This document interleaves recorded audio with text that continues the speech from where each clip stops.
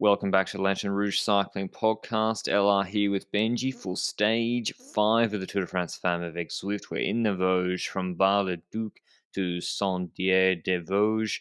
175 Ks, which I can't remember the rules exactly, but I think ASO needed a special exemption to have a stage this long, and there is like a 150k cap. We don't normally see stages this long in Women's World Tour, sort of 4.5 hour stage.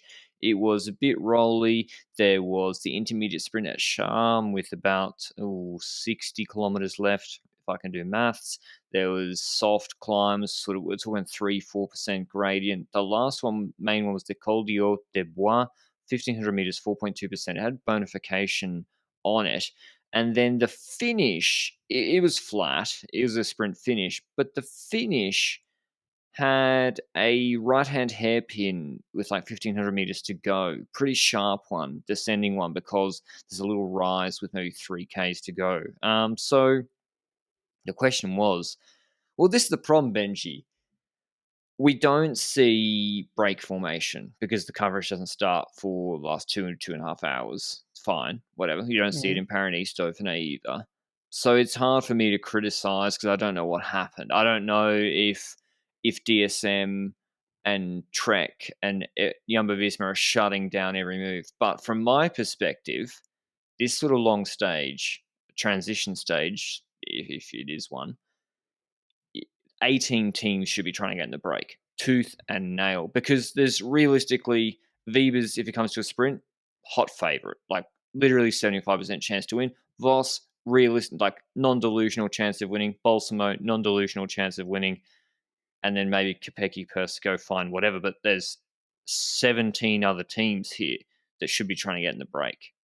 Agreed with that. And I'd argue that even a Kopecky team should not be going for the sprint because Kopecky's pure sprint is not exactly the best on paper. But do they have the riders to send up in the breakaway, for example, knowing that they've got GC to look after as well? I'd argue they could try still. I think there's options to do so. Now, looking at the breakaway that actually formed, we had a group that included 4 riders. Victoire Berthaud, which in my opinion is a pretty underrated rider. 21 years old, she rides for Cofidis, and she got 17th at Roubaix. So if you're 21, get 17th at Roubaix, get relatively consistent top 50s throughout the season, that means that you could be forming into the kind of domestique role at Roubaix for someone. And who knows, in 3-4 years, you might be able to actually portray something in those races yourself. Now, next to her in that breakaway, the champion of Cyprus, we've got Ante Christoforu. I ruined that name. I'm so sorry. And the aspect with that is, I swear that Cyprus jersey does not look like a Cyprus jersey to me, but I like the design, so I'll accept it. Anya Lau from Age Insurance also in there, and Emily Newsom, who we also saw on the Champs-Élysées in the breakaway. That for a women group had like 3 minutes, and then we saw some reactions by Henrietta Christie, for example, a Granger, a Biryukova, but those 3 riders didn't make it over. So we had our breakaway for the day, and it was silent day because DSM was controlling in the peloton. Yeah, DSM with a bit of help from Jumbo-Visma. Berthaud, she's a track rider. She went to the Olympics. I think she did the team pursuit for France. The reason I looked that up was because I noticed she was riding almost exactly like Benjamin Thomas on the hoods, trying to stay very aerodynamic. And I was like, that's a bit unusual, and it makes sense. So aware of aero, and she was very, very strong. And yeah, again, they may come out and say you didn't see what we tried to get in, but Canyon SRAM, Benji, no sprinter. Amelie Usyk, Roy Akers, you don't need to protect Nviidoma GC that much. Maybe they tried, but they've been trying to get into moves solo for the last 3 days. And here, this stage, if you put an Amelie Usyk in this break or Roy Akers, it can go all the way. So I was really surprised to see the break composition. I thought there'd be a lot more pressure applied. Maybe there was. Anyway, before we get into a couple of the bigger news of the day, I mentioned our show partners, Zwift. The Tour de France Femmes avec Zwift is obviously supported by Zwift as the title sponsor, as well as the Lanterne Rouge Cycling Podcast. We had a great time in Paris going to check out the start of the race, and then we were there. We also saw the finish of the men's race as well. If you want to check out Zwift, the best online cycling training platform to make your training fun and sustainable, that you can ride with pace partners. There's meetups functionality now. If you want to check that out, you can go to Zwift.com for a free 7-day trial through the link down below. But there was a huge pile up, unfortunately. There's been a lot of crashes in this race. It was, I don't know who it was, I think someone overlapped wheels. And then there's just a mass pile up at 50 k's an hour. Not too many injuries, but a big one. Emma Norsgaard out with what looked like, she looked a bit dazed. I think she went over the handlebars, but it looked like a collarbone sort of injury. And yeah, it was a shame. I saw Sebastian Zue, who we interviewed on the podcast earlier. He was there, and that's one of their big stars alongside Beverlet. So sucks for him, and more importantly, sucks for Norsgaard. And just, I don't know, there's a lot of teams, Benji. I guess people don't realize there's more teams in this race than in the men's tour. I think 24 teams. And we mentioned at the start of the year, so it's not just hindsight 2020 talking. Remember that conversation we had when we were like, why is the UCI elevating teams straight to World Tour status, like Roland Kogias, almost more quickly, and adding so many World Tour teams? Yeah, like that was, I don't know whether that's directly the cause. I think some directors have said that, but yeah, it's a lot of teams, although there's 6 riders on each team.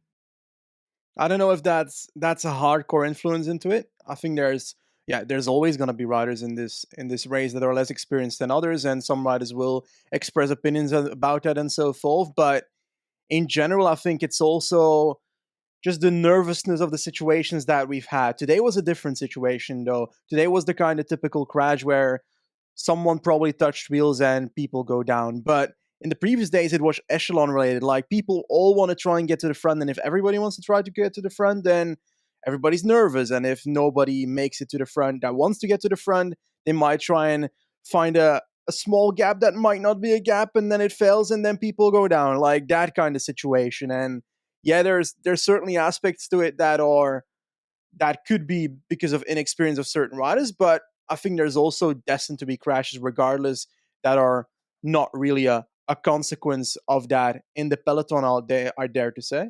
Well, no, I don't even mean inexperienced. I just mean there's just a lot of riders. There's Oh, a lot okay. of Yeah. riders. I know what's 24 times 6. My maths isn't that good. Probably Oof. 150 or so riders. And the roads they're 144. riding on, if people haven't been watching, are super narrow. And there's a lot of road furniture, like the roads in between the gravel stages. Yesterday, there's some narrow roads furniture, etc. So I don't know.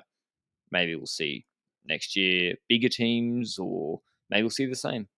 One thing, there was a rider that was also, I don't know if she was in that crash, but she actually got disqualified. Barbara Malcotti from the team of X Rally. What is Rally called again? New Health? Well, Human powered health. exactly. I keep forgetting it. Rally. Malcotti was disqualified for irregular towing, which is drafting Oh, behind her really? car. So she's out of the race. Okay. I haven't seen the towing myself, so I can't say if it's actually drafting or whether it's holding on to something or a sticky beating of 10 seconds too long. I don't know, but she's out of the race.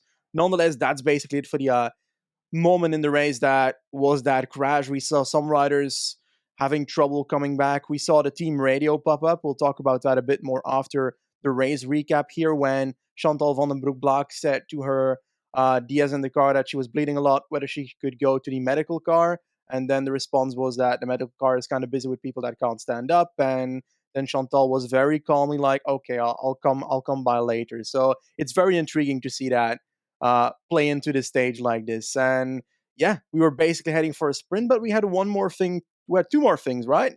First of all, an intermediate sprint with a weird attack, and then a bonus second sprint. Yeah, the intermediate sprint between Voss, Wiebes again. Wiebes took it. Oh, the break took most of the points, but from the Yeah. bunch, Wiebes took it. And then Vollering continued. If you want to go and a timestamp for this, it was with 59 kilometers on the dot. Vollering sort of attacks from behind, similarly to the Balsamo move, but it seemed like no one else on SD Works was aware of this because they didn't really react. Very, very strange in a stage like this. She had a Saint Michel Aubert rider on her wheel, and I didn't really get it. and she just stopped. So that was odd. And then we had the bonus sprint as well, which was I quite like having them in the race. I don't think they'll make too much of a difference in the end. Especially here, when Berthaud was basically destroying the breakaway that still had 40 seconds at the foot of that tiny climb that was the bonus second sprint, basically. And Berthaud was ruining the other three in the breakaway. Berthaud took the full seconds there. The rest remaining of the breakaway riders took the rest of the seconds. And I felt like some people were moving up in the peloton. I felt like Jumbo was pacing a bit harder on the right side of the road. Silvia Persico was in second wheel and behind the teammate and so forth. So it seemed like they were ready just in case the breakaway kind of fell apart and a second was available. Or do you have a different feeling about that? I think so, and maybe they don't know exactly how many riders are up the road, but yeah, it went all to the break, and we were going to go to a sprint. Vibes wasn't put under any pressure on that climb. She made it over, no problems at all. So yeah, we were going to have a sprint, which we haven't really had a full bunch sprint since stage 1, I don't think. And you've got Vibes, Vos, Kopecky, Balsamo, Trekker working for her. Vibes has had, again, she lost Charlotte Cool yesterday, so Pfeiffer Georgie will move up to be her last lead out. And that means they've been spending riders to chase the break, and then they're using Lippert now to chase Berthaud and Cristoforo, who with 5Ks to go still have 30 seconds, 5.5Ks to go. That then evaporates as the pace gets applied by Marcus for Jumbo-Visma, because I was like, they need to get their act together. And that's why I think a bigger break goes all the way here, because with small teams, this length of stage, very, very difficult to control. Break does get brought back. We have a right-hander, Ellen Van Dijk's leading. She's going for Balsamo. Elisa Longo-Borghini's not in the lead out. It's kind of weird. And in this sharp right-hand hairpin, Vos undercuts everyone except Ellen Van Dijk, slots onto her wheel. There was one low-speed crash in the corner, makes it through. And we see that Vos is, she's getting the lead out from Van Dijk. Balsamo's really deep. Elisa Longo-Borghini's moving up. She's the Trek train's kind of all detached. Vibes has no lead out. She's doing it solo because I think Pfeiffer Georgie had used her energy to move her up. And there's even a Jumbo-Visma rider who moves up Vibes and then moves into the wheel of Vos. Yep. Let Vos wheel go, let her wheel go. Ellen Van Dijk's smashing it. And then suddenly, Elisa Longo-Borghini takes a left-hand turn.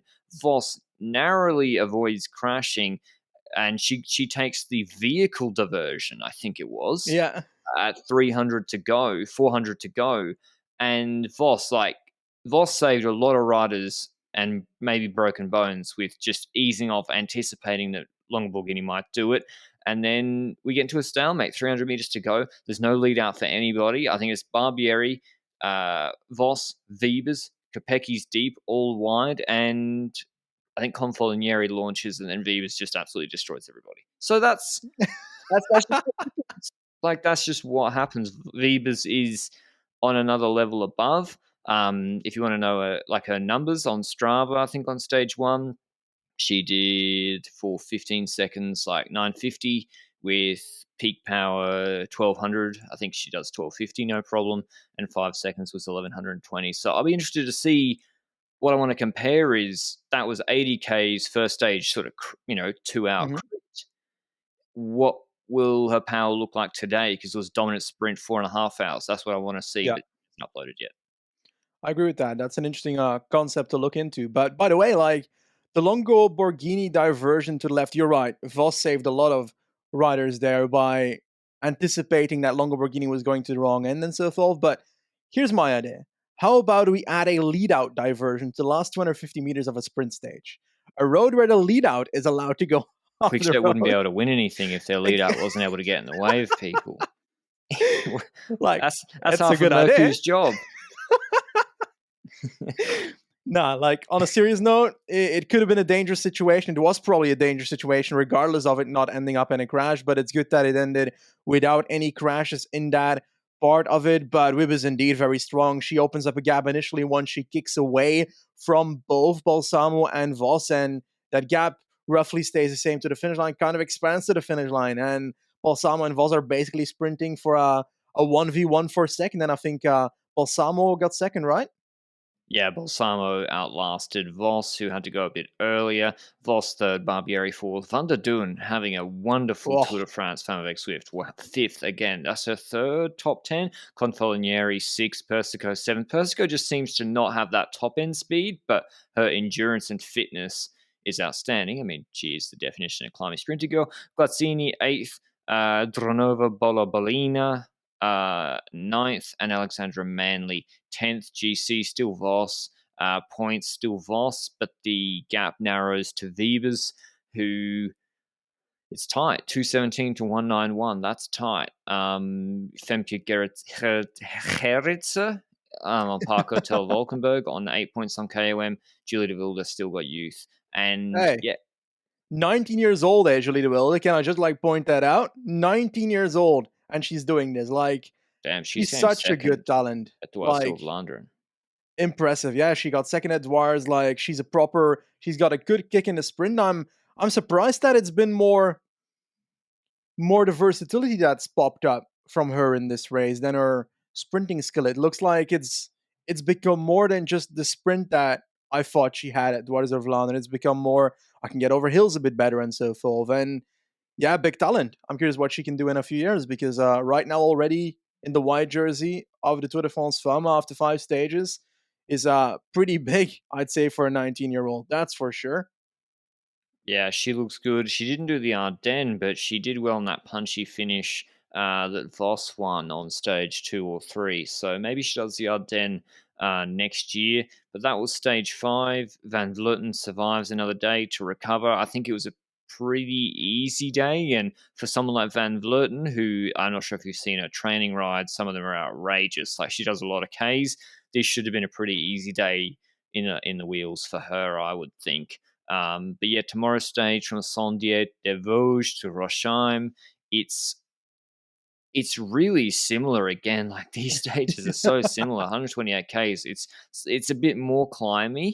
There's a 1 kilometer 6.4% climb, 28 k's to go with bonification on it. That comes after a 3k 4% climb. I think Vibers should struggle there. Then a valley, then the Côte de Bourges, 3k's 4%.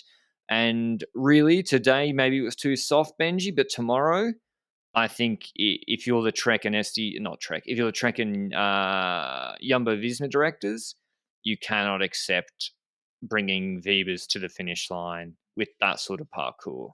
Yeah, certainly. But there's also other options, like we spoke about the breakaway on today's stage. Yes, it's a much shorter stage tomorrow. It's 128 kilometers instead of the 175 we had today.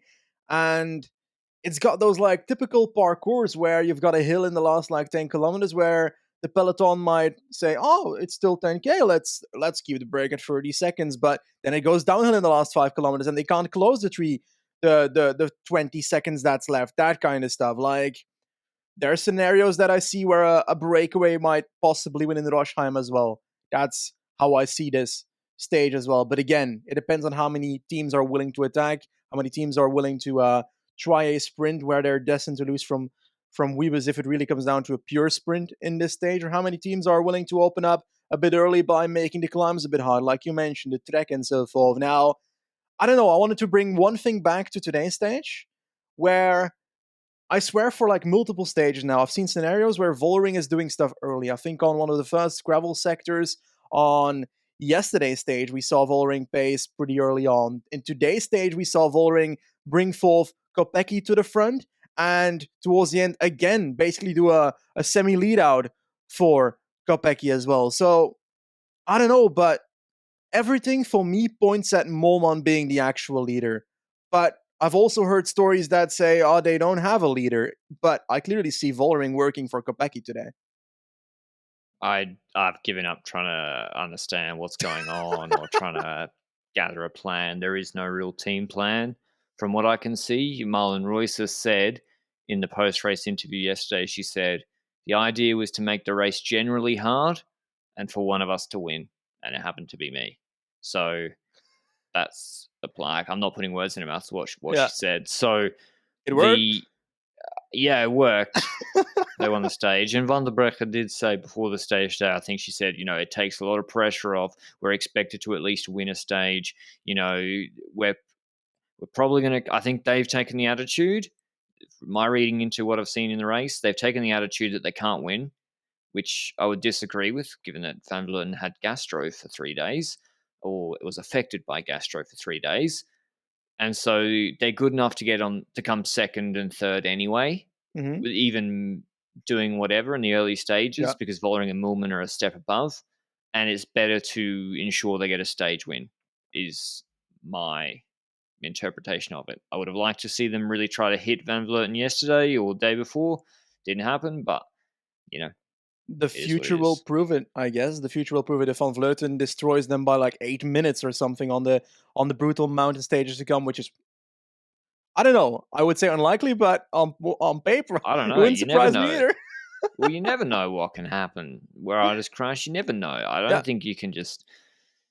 I don't think you can ride for second before you start, especially when the yeah. rider has an issue. But yeah, that's SD works. Bring it. Well, yeah. Just to sorry to tie a bow on tomorrow's stage. I like Faulkner to win from a late move on top of the plateau. I would like you to also go for an Australian, Benji. Can we go for an Australian one too? Grace Brown for the There we third go. time? Why not, eh? Thank you very much for that. Holy fuck, Faulkner's American, and she rode for Silicon Valley Bank. What am I? I knew she was American because she worked in she an investment banker or something.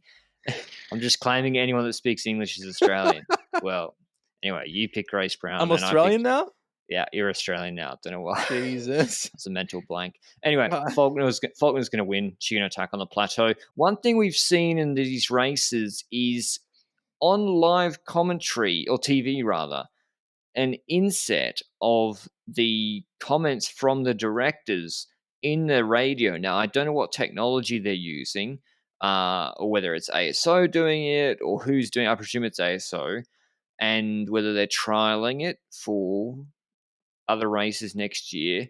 And I don't know what the delay is because it's got the actual text, so that someone must have transcribed it, yeah. and I don't know how it works. But I think it's really good, and it's actually, because it's not an interview, it's more interesting than when you ask a writer or director after the race, although the women's peloton are generally a bit sometimes more interesting in interviews. It's actual the tactics they're saying, Yeah.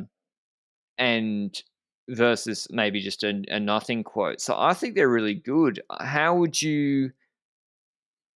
I'm not sure how much of an F1 fan you are, Benji, but yeah, Ooh. have you seen the team radio, car radio stuff there? I think that has to be the angle they're going for. I think so as well. I think that's the angle they're going for. I think there's multiple aspects to this. We've seen, I think, in 2017, 2018, and in those like Tour of Flanders documentaries on YouTube and so forth, that they've got segments of the team cars where they record the people in the team car and you hear what they're saying. And I think for 1 or 2 years, they actually used it in the actual live broadcast every so often as well. I think that's 2017, 2018, that kind of era. But we've seen that kind of disappear in that race when it comes to the live broadcast. It's still in the documentaries that come out every single year. I think I think that adds more context and a new dimension to the races, like you mentioned. It gives us more insight of how the people in the team car think and how they respond to certain things, how much stress levels there's going on, how that happens, and Other also when it riders comes to ignoring them. exactly. That's a very good point.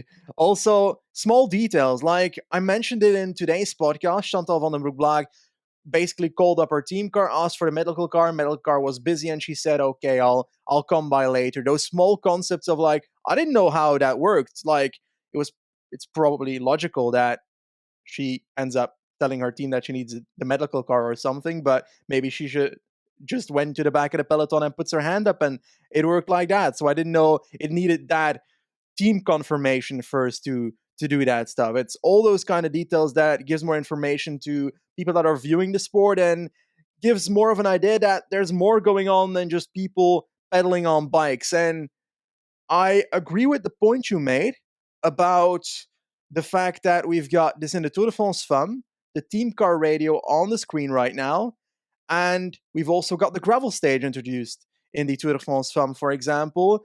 We see often that the Dauphiné in the men's cycling universe is being used to try parcours for the Tour de France the year after. I think Megève was used last year's Dauphiné and was in this year's Tour de France. That's one of the examples I can think about. I think there's probably Or more than 2020, that. did Kuss win on Megève in 2020, the crazy stage 5? Possibly. Yeah, true. And I think we see that ASOs simply trying to use certain races as a testing ground. And it would not Yeah. surprise me if it's the same case here. If it's the same with the Tour de France Femmes, where they're trying out both the gravel pod and both the team car radio pod. Because imagine if the men's race had that and that we had the Netflix series have the radio in there.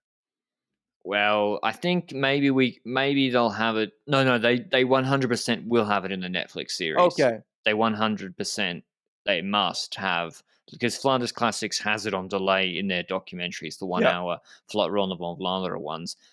I think there will be huge resistance from the men's side to have this on live TV. Directors will say, I can see it now. Directors will be like, we cannot be giving other teams a competitive insight into our tactics during the race. And then it'll show what they're actually saying. It'll just be like, vamos, vamos. Well, like they're not saying anything. Venga. Yeah, I'm being harsh on Movistar, but all the teams probably like they might be overestimating the nuance of what their advice is. Not in all cases, but I guess there has to be. I don't know how it works in F1. I'm a hand on heart or hand up. I am a Drive to Survive Netflix F1 fan. I'm not an actual real F1 fan, so I don't know anything. Like how the radio works. Do they have code, or is all F1 radio any communication from driver to the engineers or the directors? Is that all can be recorded and played? That's what I don't know. Or is there do they have a veto on what can be publicized? But yeah, interested to see how it goes. Let us know what you think about it, whether you think it's a good thing, whether you think it's a gimmick. I think it's good personally. Can't wait to see more of it. And yeah, cycling moving in the right direction. Hope you join us tomorrow for the Stage 6 recap. Should be another reduced sponge sprint or a break. Thanks as always to Zwift, and we'll see you then. Ciao.